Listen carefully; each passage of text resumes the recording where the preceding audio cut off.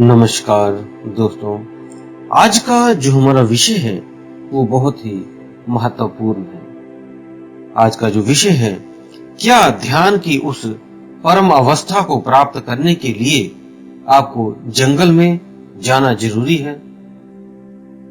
तो दोस्तों, पुराने टाइम में, पुराने समय में आपने देखा होगा, जो हमारे पूर्वज थे, जो ऋषि मुनि थे, वो ध्यान की प्राप्ति के लिए, उस परम अवस्था को प्राप्त करने के लिए जंगलों में चले जाते थे और वहां से ही कोई गुरु धारण करके अपनी कई सालों की तपस्या करते थे, वो फिर उस परम अवस्था को प्राप्त करते थे। तो क्या आज भी वो चीज जरूरी है? समय के अनुसार ये सारी चीजें बदलती गई।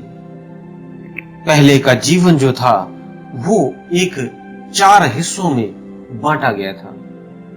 जो सन्यास शुरू में ही नहीं लेते थे, वो जाकर अपनी बुढ़ापे की अवस्था में, मीन्स अंतिम स्टेज में जाकर अपने 25 साल कम से कम इस अध्यात्म में लगाते थे।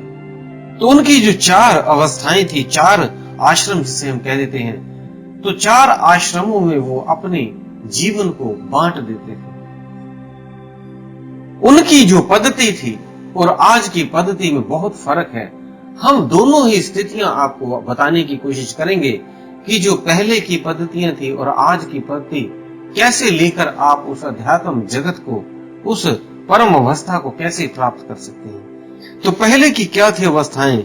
आपकी 1 साल से लेकर 25 साल तक ब्रह्मचर्या का पालन करना होता था, जिसमें वो शरीर को खेलना कूदना, अपने शरीर को बलवान बनाना, अच्छी तरह पढ़ाई लिखाई करनी, ये सारा ब्रह्मचर्या में, ज्ञान प्राप्त करना, ये सारा ब्रह्मचर्या में होता था। वो सारा ब्रह्मचर्या का पालन करते थे, ज्ञान प्राप्त करते थे इस आयु तक, और उसके बाद 25 से 50 साल तक दूसरा आश्रम, मीन्स गृहस्थ आश्रम का जीवन व्यतीत करते थे, जिसमें गृहस्थ आश्रम में उनकी शादी होती थी, विवाह होता था।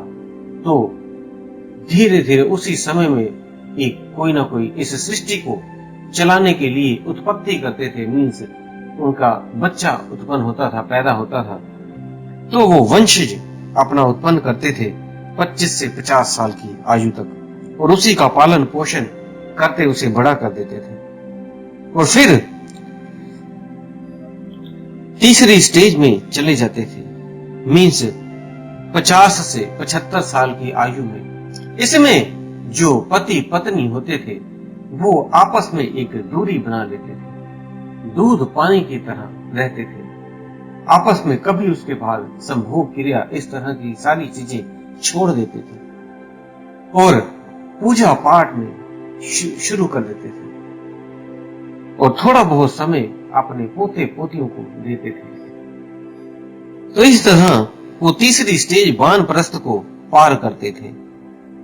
जब वो तीसरी स्टेज पार करते थे तो चौथी स्टेज में वो घर को छोड़कर चले जाते थे, जिसे हम सन्यास कहते हैं। वो 75 साल की आयु में अपने गांव के नजदीक किसी जंगल में चले जाते थे और वहीं पे अपनी कुटिया बना लेते थे और वहीं पे रहते थे और ध्यान भजन करते थे। दुनियादारी से वो मुक्ति पा लेते थे और खाने पीने के लिए जब उन्हें जरूरत पड़ती थी तो उनके घर वाले ही उन्हें सपोर्ट कर देते थे, या वो अन्यथा वो भिक्षा पात्र लेकर आसपास के गांव से भिक्षा मांग लाते थे और उसी से खा पीकर अपना गुजारा करते थे और सिर्फ ध्यान भजन में ही लीन रहते थे। और फिर उसी आयु में वो उस अध्यात्म में प्रवेश ले लेते थे। तो ये 4 अवस्थाएं उनकी थी जो 100 साल तक चलती थी। मतलब 100 साल के क्रम को 25-25 सालों में बांट दिया गया था। तो अब का जो युग है, इससे आयु जो है वो 60 से 80 साल रह गई है। आप इसे भी 4 हिस्सों में डिवाइड कर लें, 4 हिस्से कर लें। जो एवरेज आयु अब रह गई है लोगों की, वो 80 वर्ष आ रही है। तो आप 80 वर्ष को 4 हिस्सों में कर ले, 20-20 साल। तो इस तरह से आप इसको चारों ब्रह्मचर्य और गृहस्थ और वानप्रस्थ और सन्यास को पालन कर लें। अब बात आती है कि सन्यास कैसे लें। वानप्रस्थ तक तो ठीक था, ब्रह्मचर्य भी आपने कर लिया, गृहस्थ भी कर लिया, लेकिन जो आखिरी का समय था, मान लो आपने 25 साल ब्रह्मचर्य को दे दिए और 25 साल आपने गृहस्थ को दे दिए और बाकी के जो 30 साल बचे हैं, 15 साल वानप्रस्थ को दे दिए और 15 साल आपने सन्यास को दे दिए। तो जो आपने वानप्रस्थ को दिए वो भी चल जाएगा, लेकिन सन्यास कैसे हो? कैसे घर को छोड़ के अब कौन से जंगल में जाएं, क्योंकि लोग तो अब शहरों में रहते हैं, कहां जंगल में जाकर कुटिया बनाए। तो इन सभी का आज की समस्याएं जो हैं, इनका सलूशन हम इसी वीडियो में देंगे, तो आप हमारे साथ बने रहें। मन को साधने के लिए ध्यान साधना जरूरी है और मन पर विजय प्राप्त करना मीन्स वशीकरण है। जब आप मन पे विजय प्राप्त कर लेंगे, वशीकरण कर लेंगे, तभी आप ध्यान में सफल हो पाएंगे। तो आप निष्काम कर्म करें, मीन्स त्याग ही कर्म है और कर्म ही त्याग है। इसका क्या अर्थ हुआ? त्याग ही कर्म है और कर्म ही त्याग है, मीन्स जो भी आप करते हो उसको त्याग दो, मीन्स निष्काम आप रहो, निष्काम कर्म करो, किसी भी काम को अपने ऊपर ना लेना। कर्म का त्याग है और त्याग का कर्म है, मीन्स अपने आप को किसी भी कार्य में मैं ना दिखाना, मैं से परे हो जाना। और जब मैं से आप परे होंगे तभी आप इस स्थिति को जान पाएंगे। उसके लिए मन पर विजय प्राप्त करना जरूरी है और उसके लिए मन पर विजय प्राप्त करने के लिए आपको ध्यान साधना करनी पड़ेगी। दोस्तों, अगर अध्यात्म में आगे बढ़ना है तो सबसे पहले मन को काबू में करना होगा, क्योंकि मन ही हमारा शत्रु है, इसे दोस्त बनाना है और मन को दोस्त बनाकर ही हम अध्यात्म में आगे बढ़ सकते हैं। इसके लिए मैंने बहुत सी किताबें पढ़ी और कई ऑनलाइन स्टोरीज पढ़ी और एक ऐप पे मन पे बहुत अच्छी जानकारी सुनने को मिली और भी आध्यात्मिक और भौतिक ज्ञान से भरे एक ऐप है जिसे मैं भी बहुत समय से प्रयोग कर रहा हूं, जिसका नाम है कुकू FM। और मन को कंट्रोल करके ध्यान में प्रवेश करें, उसके लिए मैं आप सभी को एक बुक रेकमेंड करना चाहता हूं, मेडिटेशन एंड इट्स प्रैक्टिस। मैं चाहता हूं आप सभी साधक इस ऑडियो बुक को सुने। आप भी अपने भौतिक और आध्यात्मिक जीवन में कुछ बड़ा अचीव करना चाहते हैं, तो आप भी अपने सपने सच करना चाहते हैं, तो आप भी कुकू FM ऐप इंस्टॉल कर लें और वो भी बिना लाखों खर्च किए। अगर आप कुकू FM ऐप, जिसका लिंक डिस्क्रिप्शन बॉक्स में नीचे दिया गया है, उससे इंस्टॉल करते हैं और आप हमारा कूपन कोड यूज करेंगे आत्मा 50, तो आपको पहले मंथ की सब्सक्रिप्शन पर 50% की छूट भी मिलेगी। मीन्स फर्स्ट मंथ के लिए सब्सक्रिप्शन 49 रुपीज में मिल जाएगा।